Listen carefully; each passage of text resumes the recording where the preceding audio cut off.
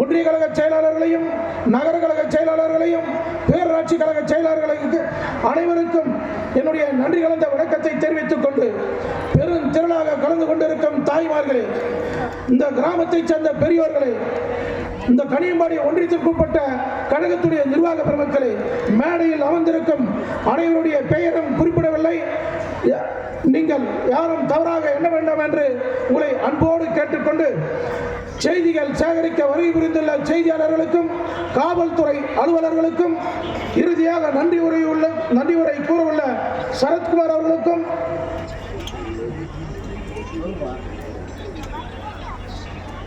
பாட்டாளி மக்கள் கட்சியை சேர்ந்த அருமை நண்பர் லோக் அவர்களுக்கும் பாரதிய ஜனதா கட்சியை சேர்ந்த சகோதரர் அவர்களுக்கும் மற்றும் கூட்டணி கட்சியுடைய அங்கம் வகிக்கும் அனைத்து நண்பர்களையும் முதலில் உங்களை வருக வருக என வரவேற்று சுருக்கமாக முடிச்சிடலாம். நம்முடைய இதய புரட்சி தலைவி அம்மா அவர்கள் மக்களால் நான் மக்களுக்காகவே நான் என்று வாழ்ந்தார். புரட்சி தலைவி அம்மாவுடைய காலம் ஒரு பொற்காலம். புரட்சி தலைவி அம்மாவுடைய காலத்தில் தான் பெண்களுக்கு, குறிப்பாக தாய்மார்களுக்கு பல்வேறு விதமான திட்டங்கள். புரட்சி தலைவி அம்மா அவர்கள் எந்த கூட்டத்தில் பேசினாலும் என் உயிரினும் மேலான தாய்மார்களே என்று நான் குறிப்பிடுவதை தவிர எந்த ஆண்மகனை பற்றி புரட்சி தலைவி அம்மா அவர்கள் குறிப்பிட்டதே கிடையாது.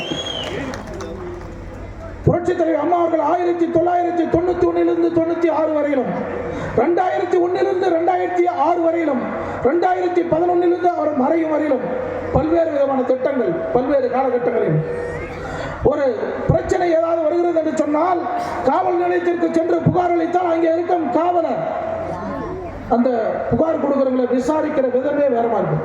இதை கருத்தில் கொண்ட புரட்சி தலைவி அம்மா பெண்களுக்கென்று தனி காவல் நிலையம் அமைத்துக் கொடுத்தவர் புரட்சி தலைவி அம்மா.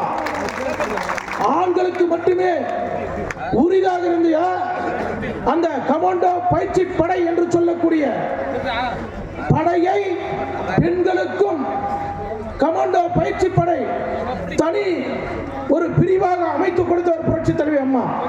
அதோட ஒரு படி மேலே சென்று நம்ம மாவட்டத்தில் அந்த பிரச்சனை இல்லை.